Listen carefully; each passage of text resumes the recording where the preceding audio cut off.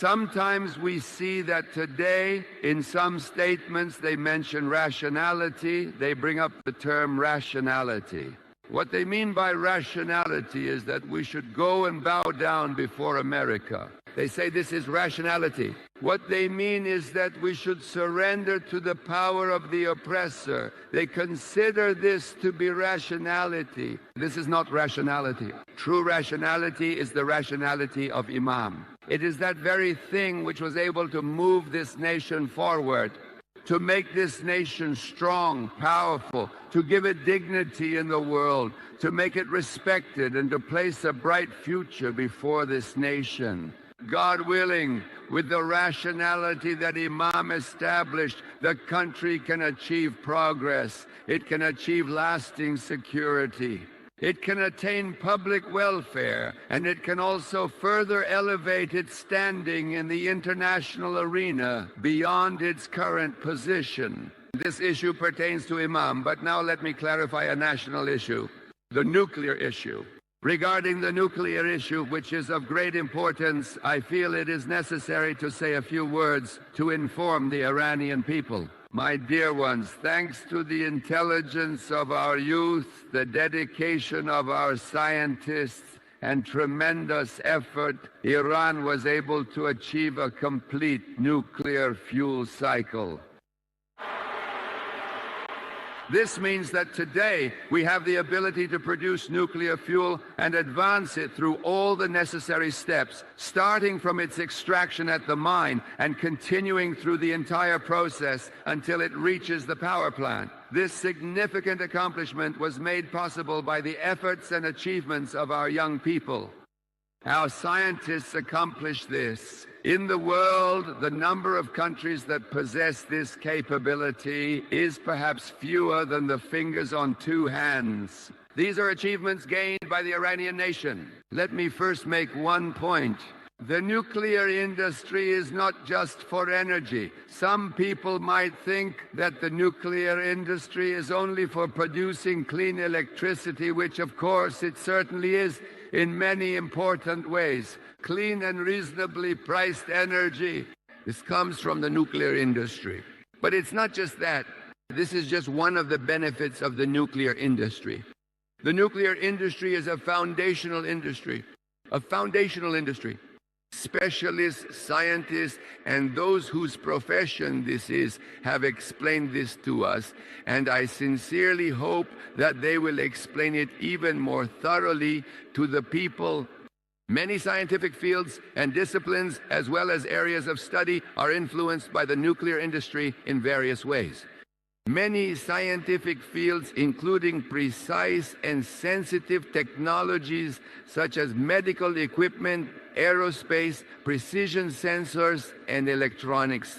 These are simply related to the nuclear industry and are influenced by the nuclear industry, including basic sciences and engineering fields such as nuclear physics, energy engineering, and materials engineering, including various important medical and pharmaceutical applications, both in diagnosis and also in the process of treatment. These are influenced by the nuclear industry. The nuclear industry is at the forefront, leading the way in treating certain difficult diseases around the world, both in diagnosis and in treatment, in industries related to agriculture, in industries related to the environment.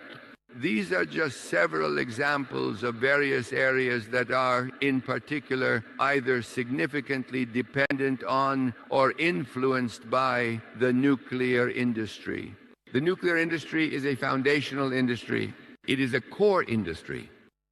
Now, within the nuclear industry, there is a particular point that stands out as being especially important, a point that truly serves as the key to understanding how the entire field operates. This crucial aspect, which is central to the processes and advancements in nuclear technology, is known as uranium enrichment.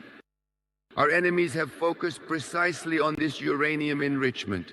They have zeroed in on this.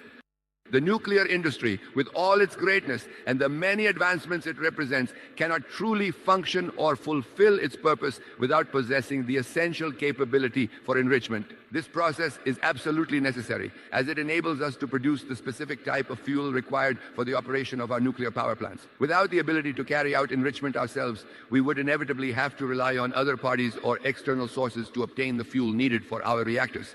It's like having valuable oil resources right in your own country, but not being allowed to build a refinery to process that oil or to produce gasoline and other essential fuels from it, even though you have the capability and the need to do so. You have oil, but you have to buy gasoline from someone else. That country will sell it to you if it wants, and at whatever price it wants. And if they don't want to, they won't sell it. They'll come up with some excuse. They won't sell it. Do this or that, otherwise I won't give you gasoline. That's their goal. Even if we have 100 nuclear power plants, for example, such as in our country, if we don't have enrichment, it's of no practical use to us at all. Because a nuclear power plant always needs a steady supply of fuel. If we can't produce this essential fuel inside the country, then we'll have to reach out to America for help.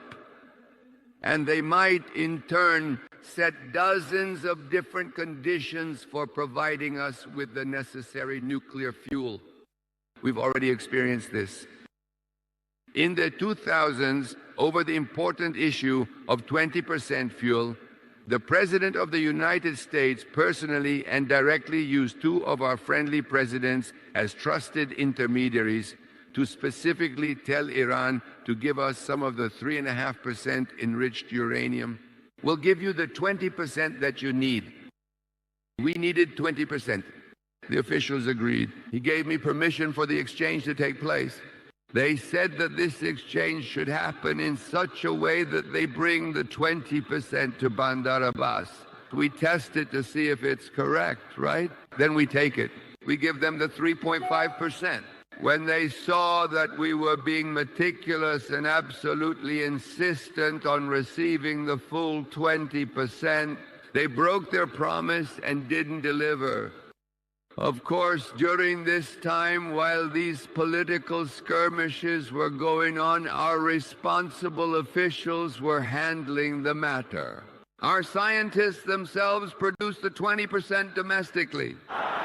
The Americans' main demand, in essence, is that you shouldn't have a nuclear industry at all. From their perspective, this is their primary requirement, that Iran shouldn't have a nuclear industry, that you should be dependent on us for radiopharmaceuticals, that you should be dependent on us for energy, that you should be dependent on us for desalination equipment, that you should be dependent on us in dozens of other important fields, that you shouldn't have a nuclear industry at all.